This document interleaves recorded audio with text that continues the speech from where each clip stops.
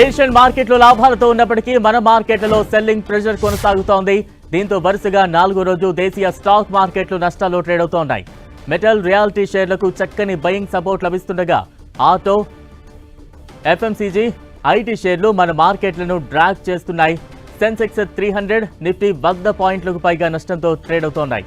Sriram Finance, Hindalco, Tata Steel, NTPC, Nifty top gainers గా ఉండగా M&M, doctor Reddy's Labs, ICICI Bank, Apollo Hospital, Kotak Mahindra, Nifty top losers గా ఉన్నాయి.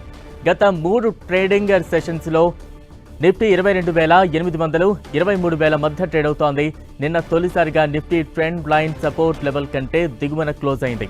ఈ నెల 4 తర్వాత ఇలా పడిపోవడం ఇదే తొలిసారి.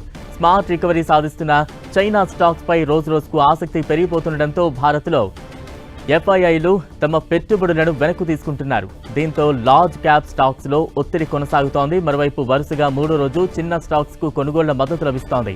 చిన్న స్టాక్స్ అట్రాక్టివ్ లెవెల్స్ లో ఉండటంతో కొనుగోలు చేసేందుకు రిటైల్ ఇన్వెస్టర్లు ముందుకు వస్తున్నారని మార్కెట్ ఎక్స్పర్ట్స్ అభిప్రాయపడుతున్నారు.